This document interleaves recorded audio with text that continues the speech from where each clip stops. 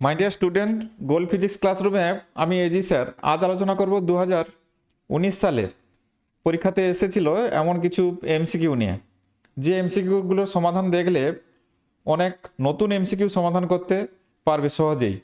কারণ এখানে আমি বেশ কিছু ট্রিক্স এবং ধারণা কাজে লাগিয়েছি। একটু মনোযোগ সহকারে দেখো, বিষয়টা বুঝতে পারবে। প্রথমে দেওয়া আছে একটি পরিবর্তী প্রবাহের সমীকরণ I = 3 sin omega t plus 4 cos omega t হলে প্রবাহের আরএমএস মান হবে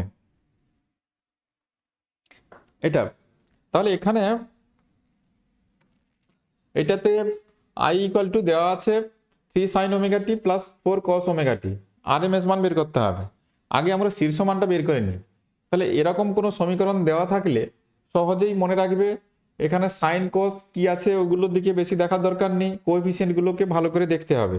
এই যে কোএফিসিয়েন্টগুলো আছে না, এটা 3 আছে আর এটা 4 আছে, প্লাস আছে মাঝে। তাহলে এই 3-4গুলোকে ভালো করে দেখে নিতে হবে আমাদের। তাহলে এক্ষেত্রে I0 হবে, এটা সহজেই মনে রাখবে, ওই কোএফিসিয়েন্টগুলো স্কোয়ারের সমষ্টির সঙ্গে সমান, 3 স্কোয়ার প্লাস 4 স্কোয়ার। তাহলে এটা হবে 5। তাহলে IRMS কি করে বের হয়? IRMS এসির ক্ষেত্রে যেটা হয় জানি, I0/√2। তাহলে এখানে কত হবে? 5/√2। একদম ইজি ক্যালকুলেশন, কোনো রকম জটিলতায় যাওয়ার দরকার নেই। এবার কি করে এলো সেটা করতে গেলে অনেক বড় ক্যালকুলেশন করতে হবে, এত ক্যালকুলেশন এখানে না করলেও চলবে।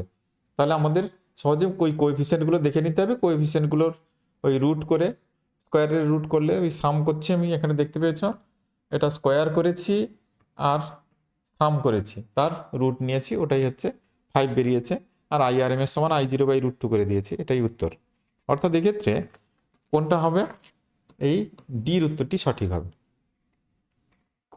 নেক্সট, 0.5 মিটার দীর্ঘ রিজু পরিবাহীকে ধনাত্মক এক্স অক্ষ বরাবর রেখে 1 অ্যাম্পিয়ার তড়িৎ প্রবাহ চালনা করা হচ্ছে।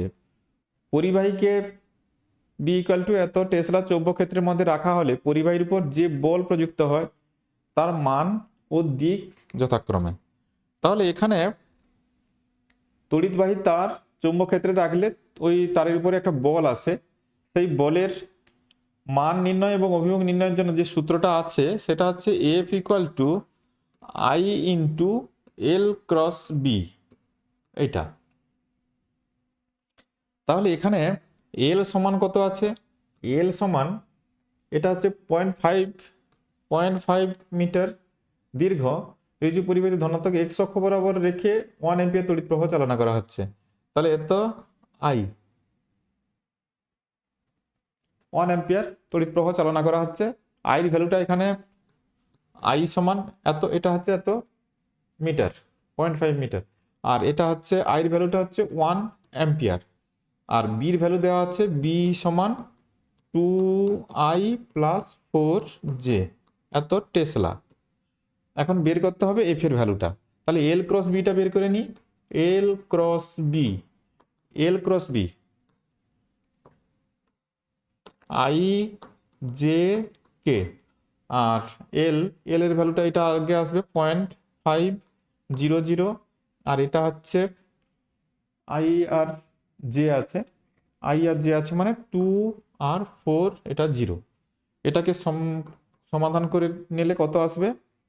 এটা 0 0 আর এটা 5 4 20 মানে 2, তাহলে 2K ইউনিট হবে। তাহলে F সমান কত হবে? F সমান ওখানে আইর ভ্যালু হচ্ছে 1 আর এটা হচ্ছে into 2K unit, 1 × 2K unit. তাহলে তার মানে বলের মানটা হবে F, শুধু ভ্যালু যদি লিখি 2 নিউটন, 2 নিউটন, এবং কোন দিকে? K অক্ষের দিকে, অর্থাৎ এখানে XY Z অক্ষের দিকে হবে, এবং সেটার ভ্যালু হবে কত? 2 নিউটন।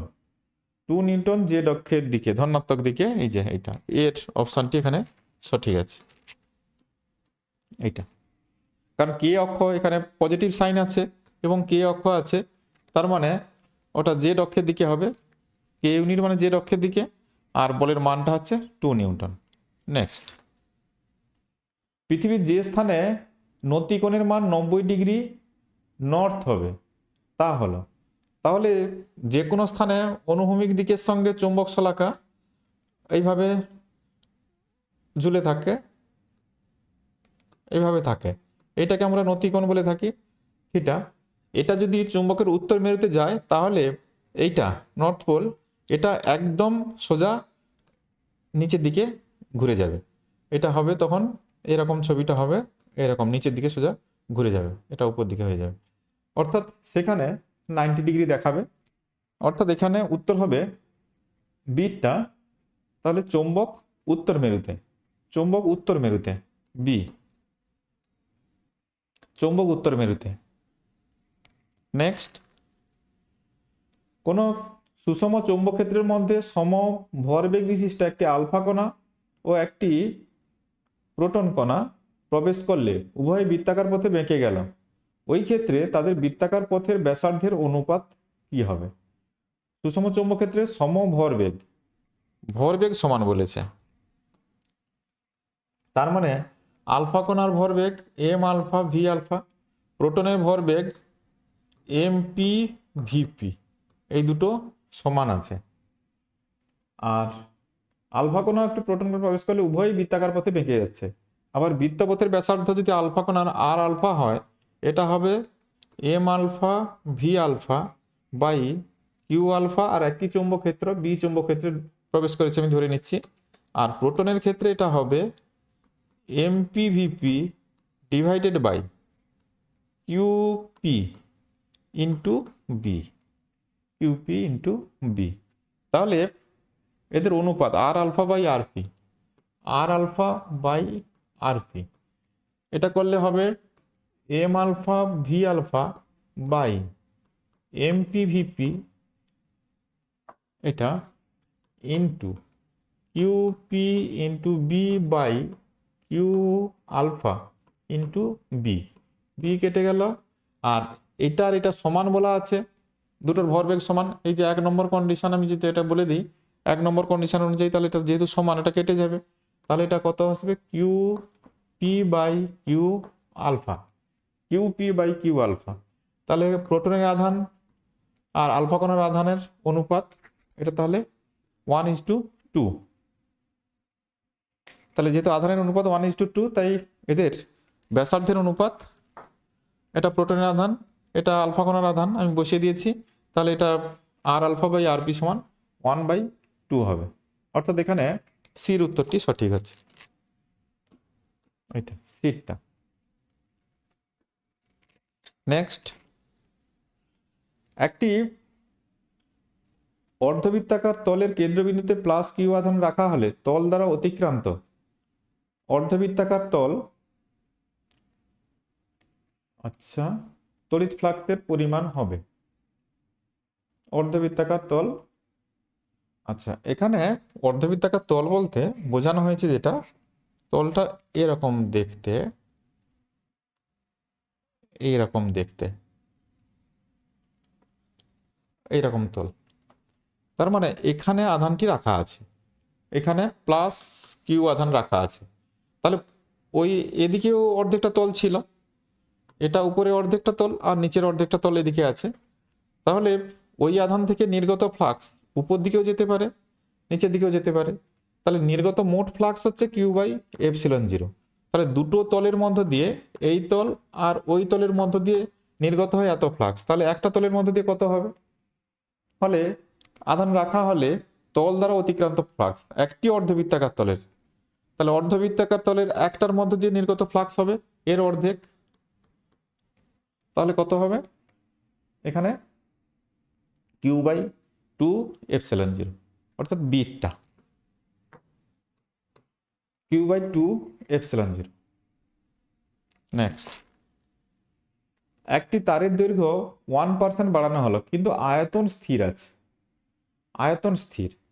তারের আয়তনের সূত্র কি ছিল?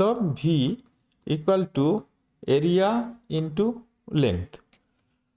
তাহলে আয়তন স্থির আছে, দৈর্ঘ্য বাড়ছে, তাহলে আমি এই বিষয়টাকে যদি এভাবে লিখি, ডিভি বাই ভি সমান ডিএ বাই এ প্লাস, এভাবে লেখা যায় ডিএল বাই এল। যেহেতু ভি স্থির, তাহলে এটা ইকুয়াল টু 0, 0 সমান d a by a plus d l by l, বা ডিএ বাই এ সমান minus of d l by l. আচ্ছা, এখন প্রশ্ন, এখানে তো তারের উপাদান চেঞ্জ করেনি, তাহলে রোধাঙ্ক চেঞ্জ হবে না, তার মানে এই অপশানগুলো কোনো কিছুই হবে না, তাহলে এটাও হবে না, এটাও হবে না। তাহলে রোধের কিছু চেঞ্জ হবে, এটা আমাদের ধরতে হবে। তাহলে রোধের যদি চেঞ্জ হয়, রোধের তাহলে ফর্মুলা কি ছিল? R equal to rho l by A. এখন রোধাঙ্ক চেঞ্জ হয়নি, তাহলে রোধের চেঞ্জ হয়েছে, তাহলে এরর ক্যালকুলেশনের সেই মেথড যদি লাগাই, এটাতে আমরা লাগাবো dL by L minus dA by A, এইভাবে। তাহলে এটা ডিএ বাই এ ওই সাইডে অলরেডি আমরা বের করে নিয়েছি, ডিএ বাই এ সমান মাইনাস ডিএল বাই এল। তাহলে এটা কত হবে? D l by l plus d l by l সমান 2 ডিএল বাই এল। তাহলে এখানে দিয়েছে কত? তারের দৈর্ঘ্য 1% বাড়ানো হয়েছে, তারের দৈর্ঘ্য 1% বাড়ানো হয়েছে, তার মানে এখানে দেওয়া আছে প্রদত্ত শর্ত এটা সমান 1/100, 1% বাড়ানো মানে এটা। তাহলে এটা হবে কত? 2 ইন্টু 1/100। তাহলে রোধের শতকরা পরিবর্তন, রোধের যদি শতকরা পরিবর্তন চাই, তাহলে উভয় পক্ষে 100 দিয়ে গুণ করতে হবে, তার মানে ডিআর বাই আর ইন্টু 100, আর ওটা হবে 2/100 ইন্টু 100 সমান এটা হবে 2%। তাহলে রোধ এখানে 2% বেড়ে যাবে, তার মানে উত্তর হবে বিটা, রোধ 2% বাড়বে। যেহেতু আমি কি করেছি, দৈর্ঘ্য বাড়িয়েছি, তাহলে রোধ এক্ষেত্রে বেড়ে যাবে 2%। নেক্সট, এখানে একটি ইলেকট্রনিক বর্তনী দেওয়া আছে, বর্তনীতে রোধগুলোর মানও দেওয়া আছে, গ্যালভানোমিটারের প্রবাহ কত হবে। এখানে আমি রোধগুলোর মান যদি দেখি, এটা 6 ওহম, এটা 3 ওহম, তাহলে এটার রেশিও কত হচ্ছে? 2:1। আর এখানে কত আছে? 12 আর 6, তার মানে এদের রেশিও 2:1। তাহলে এটা 4টা রোধ আছে, তাহলে এটা হুইস্টন ব্রিজের নীতির কথা স্মরণ করতে হবে। হুইস্টন ব্রিজের নীতিতে বলা ছিল যে পি বাই কিউ এটা আর বাই এক্স এর সঙ্গে যদি সমান হয়, তাহলে এই যে বিন্দু বি বিন্দু আর ডি বিন্দু সমবিভবে থাকবে, অর্থাৎ এই যে গ্যালভানোমিটার মাঝে যুক্ত আছে, এই গ্যালভানোমিটারের মধ্যে দিয়ে কোনো তড়িৎ প্রবাহিত হবে না, কোনো তড়িৎ প্রবাহ যাবে না। তাহলে এক্ষেত্রে তড়িৎ প্রবাহ কত হবে? 0 হবে। এটা হুইস্টন ব্রিজের নীতির কথা মাথায় রেখে সমাধানটি করতে হবে। এক্ষেত্রে কোনো সমাধান নেই, শুধু এই নীতিটার কথা স্মরণ করলেই হয়ে যাবে। পি বাই কিউ সমান আর বাই এক্স হচ্ছে যেহেতু, তাহলে বি আর ডি সেম পোটেনশিয়াল, গ্যালভানোমিটারের মধ্যে দিয়ে কোনো তড়িৎ প্রবাহ পাওয়া যাবে না, অর্থাৎ প্রবাহ 0 হবে। নেক্সট, তড়িৎ বিভবের মাত্রা। তড়িৎ বিভবের মাত্রা, তড়িৎ বিভব ভি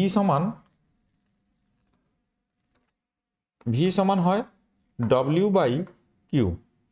ডব্লিউর মাত্রা M L square T to the power -2, আর কিউর মাত্রা আই টি। তাহলে হবে, এটা হবে M L square T to the power -3 I to the power -1। M L square T to the power -3 I to the power -1, অর্থাৎ এখানে I দেওয়া নেই, এ দেওয়া আছে, মানে বির উত্তরটা সঠিক হবে। আই জায়গায় এখানে এ দেওয়া আছে, অ্যাম্পিয়ার ফর্মে এ দেওয়া আছে মাত্রাতে, তাহলে এখানে বির উত্তরটা সঠিক। দুটি আহিত কণার মধ্যে দূরত্ব ডি, তাদের মধ্যে বিকর্ষণ বল 9 নিউটন। তাহলে ফর্মুলা হয় দুটি কণার মধ্যে বিকর্ষণ বল এফ সমান some constant into Q1 Q2 by দূরত্বের স্কোয়ার। তাহলে এখানে দূরত্ব কত ধরতে বলেছে? ডি ধরতে বলেছে, ডি স্কোয়ার। তো দূরত্ব বেড়ে 3D হয়েছে, পরের ধরো বিকর্ষণ বল F prime some constant into Q1 Q2 by 3D whole square হবে।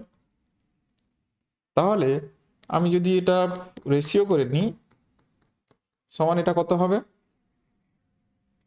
তাহলে কে কেটে যাবে, Q1 Q2 বোথ সাইডে কাটবে, তাহলে এটা শুধু পড়ে থাকবে 1/9। তাহলে এফ প্রাইম সমান এফ বাই 9 এফ এর ভ্যালু কত ছিল? 9 নিউটন ছিল। এখন তাহলে কত হবে? তাহলে 1 নিউটন হবে। তাহলে এখন এদের মধ্যে ক্রিয়াশীল বল হবে 1 নিউটন। আজকের আলোচনা এই পর্যন্তই। Thank you. দেখা হচ্ছে নেক্সট আর একটি ভিডিওতে।